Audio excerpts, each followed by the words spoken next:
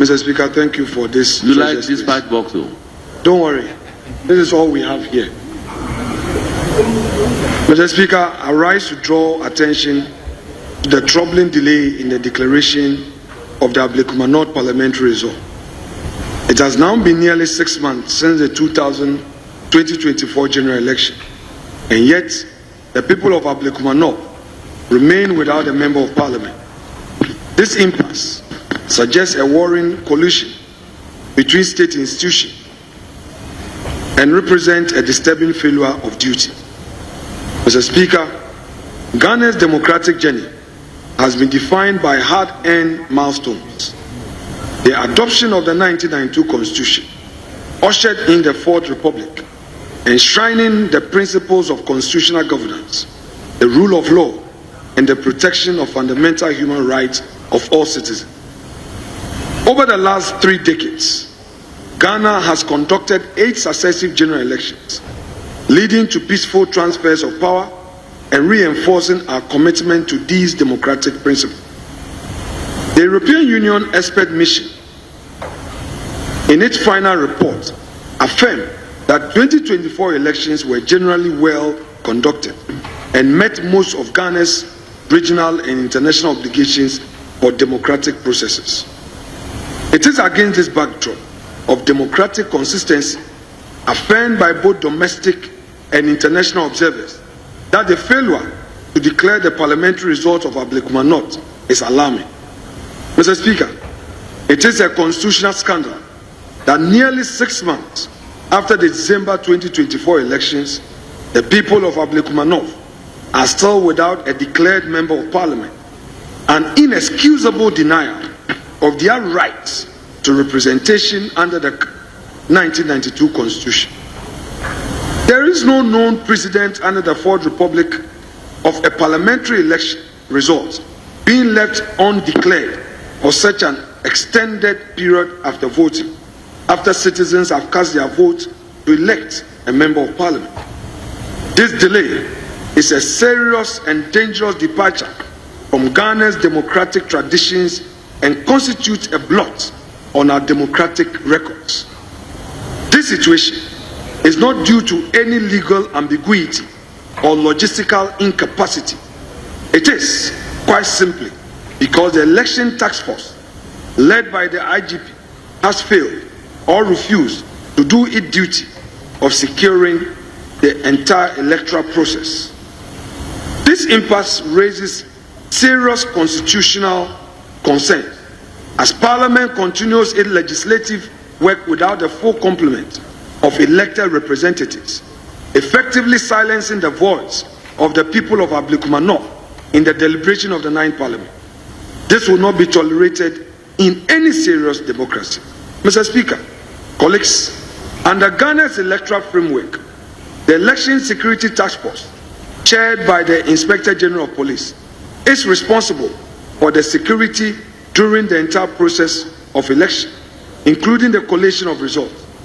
The EU Election Expert Mission acknowledged the role of ESTF as central to ensuring credible electoral process.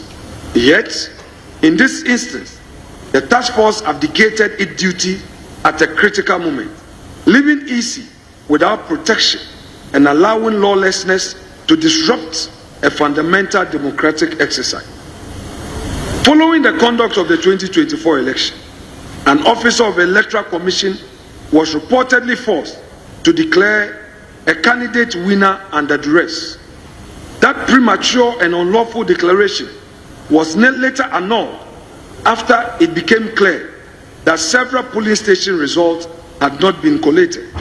Subsequently, a High Court ruling dated January 4th, 2025, unequivocally directed the Electoral Commission to complete the collation process. To date, that directive remains unimplemented.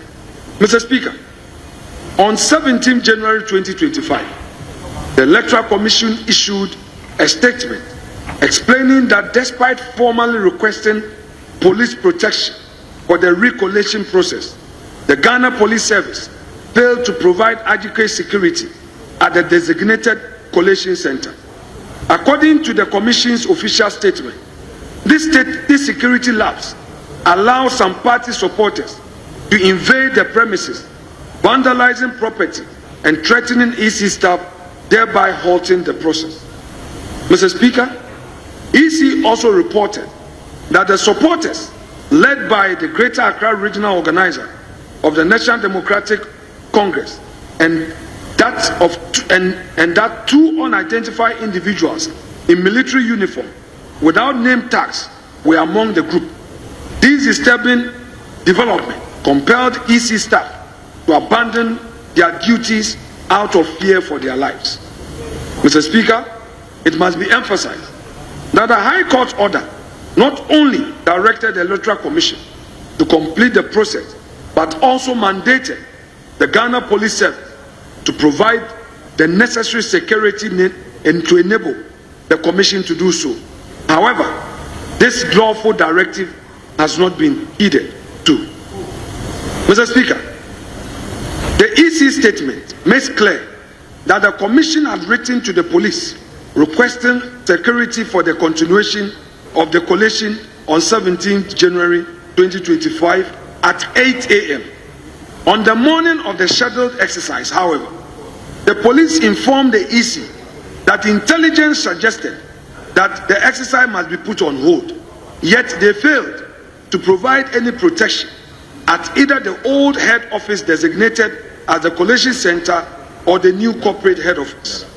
Furthermore, in a recent high-level meeting involving the Inspector General of Police, the Electoral Commission, and the Election Security Task Force expressed optimism about finalizing the collation and declaring the parliamentary result. Yet, weeks after the meeting, nothing has changed. The people of Ablekuma are still without a representation. Mr. Speaker, this is not a mere administrative delay. It is an affront to our democracy. The continued disenfranchisement of the people of Ablekuma North calls into question the commitment of our state institutions to the democratic process. State institutions give confidence to the populace when they stand up to their mandate. Is this a case of institutional collusion? Is this institutional apathy or a calculated scheme to deny citizens their constitutional rights to representation? Or is the police simply refusing to discharge a constitutional obligation? Mr. Speaker, our democratic resilience has been tested in the past, notably during the 2012 and 2020 presidential elections. Petitions were sent to the Supreme Court. In both instances, the aggrieved parties sought redress through the courts, and the Supreme Court adjudicated the matters transparently, reinforcing public confidence in their democratic institutions. This precedent reinforcing the importance of adhering to constitutional processes and the rule of law. The current impasse in Ablekuma North, however, deviates from this path, as it reflects a failure of state institutions to act decisively and uphold the Constitution. This House, and indeed the Ghanaian public, deserve answers. The Electoral Commission has confirmed its readiness to complete the process, but cannot do so without adequate security. The Commission is working round the clock to ensure that the people of Ablekuma North are not denied representation in this House. But Mr. Speaker, without the full cooperation of Ghana Police Service, the EC cannot fulfill this mandate. I therefore urge the government, through the Ministry of Interior, to immediately engage the leadership of Ghana Police Service and ensure that the Commission is provided with security it needs to carry out the constitutional mandate in peace and safety.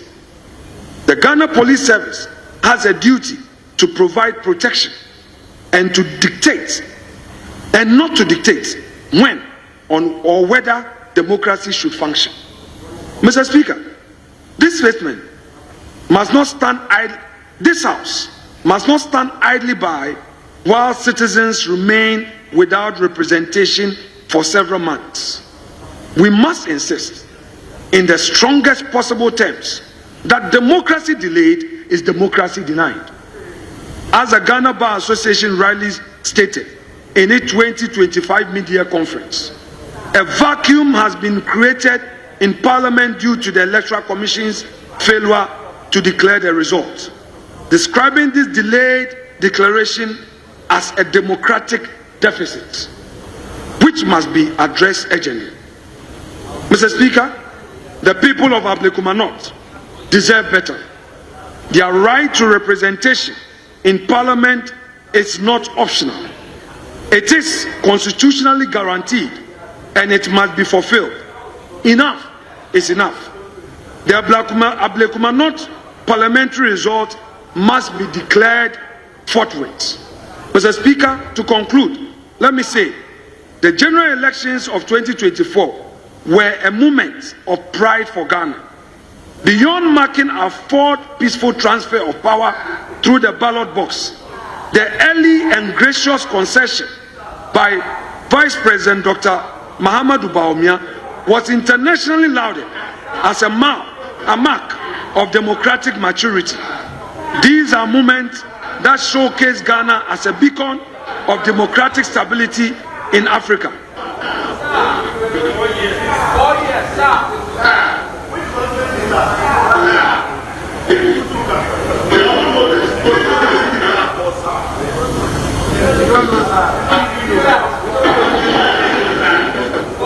Honourable Minority Leader, please proceed.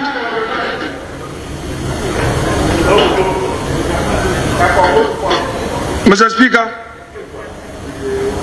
beyond marking our fourth peaceful transfer of power through the ballot box, the early and gracious concession by Vice President Dr. Mahamudu Bawumia was internationally lauded as a mark of democratic maturity.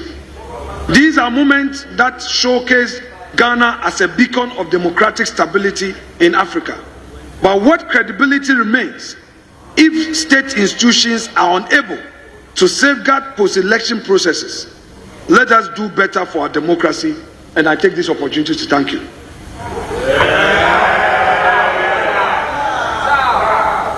Honourable members, statement made.